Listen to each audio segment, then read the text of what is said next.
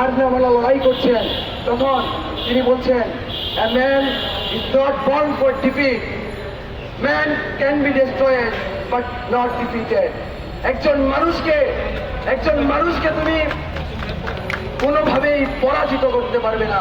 তাকে তুমি হামলা করো, তাকে তুমি মামলা করো, তার নামে তুমি হামলা মামলা যাই করো, তাকে তুমি ইভেন খুন করে ফেলো, কিন্তু জনতার যেই দল, সেই দলকে তুমি কোনোভাবেই পরাজিত করতে পারবে না। আমরা দেখলাম রংপুরে আমাদের ভাই শহীদ আবু সাঈদ, সে পুলিশের গুলির সামনে নিজের দুই বাহু মেলে দিয়ে সমুদ্রের হার না মানা অ্যালবাট্রস পাখির মতো নিজের দুই বাহু শূন্যে মেলে দিয়ে কিভাবে সিনা টান টান করে দাঁড়িয়ে রাষ্ট্রের বুলেট নিজের বুকে বিদ্ধ করলেন। আমরা আবার জানলাম, man is not born for defeat, man can be destroyed but never defeated. সে উত্তরায় তার বন্ধুদেরকে নিয়ে কিভাবে লড়াই চালিয়ে গিয়েছে, পুলিশ তাকেও বাঁচতে দেয় নাই। বন্ধুগণ, আজকে 900 জন মানুষকে যে হত্যা করা হয়েছে, সেই হত্যার বদলা আমরা চাই। আমরা এই যে খুনি হাসিনা, তার যে জুলুমতন্ত্র, তার যে স্বৈরতন্ত্র, এই স্বৈরতন্ত্র থেকে বাংলাদেশকে মুক্ত করতে চাই। এই জন্য আমি আহ্বান জানাই, আসুন আমাদের সঙ্গে এসে এক কাতারে এসে দাঁড়ান।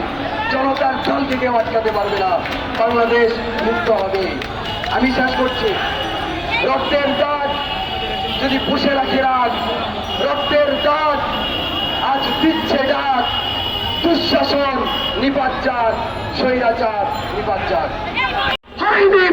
বাংলাদেশের ছাত্র আন্দোলন বারে বারে মাথা চড়িয়ে উঠেছে।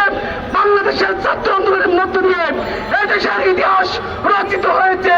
সংগ্রামী বন্ধুগণ, বাংলাদেশের ছাত্র সমাজের পক্ষ থেকে আজকে যে এক দফার দাবি উঠেছে, ওই ফ্যাসিস্ট শেখ হাসিনাকে অবিলম্বে ছাত্র জনতা হত্যার দায় নিয়ে পদত্যাগ করতে হবে। আজকের এই সমাবেশ থেকে, বাংলাদেশ ছাত্র সমাবেশ থেকে, সমাজতান্ত্রিক ছাত্র ফ্রন্টের আজকের এই সমাবেশ থেকে আমরা দাবি করছি, ওই স্বৈরাচারী শেখ হাসিনা তার পদত্যাগ করতে হবে। ছাত্র সমাজের যে দাবি, সেই দাবি অবিলম্বে মেনে নিয়ে তাকে আর ক্ষমতায় থাকার কোন নৈতিক অধিকার নাই। সংগ্রামী বন্ধুগণ, ছাত্র হত্যা করবেন আর ক্ষমতায় বসে থাকবেন, নানা ধরনের হুমকি দামকি দিবেন, তা আমরা মেনে নেব না, আর মেনে নেই কখনো। সংগ্রামী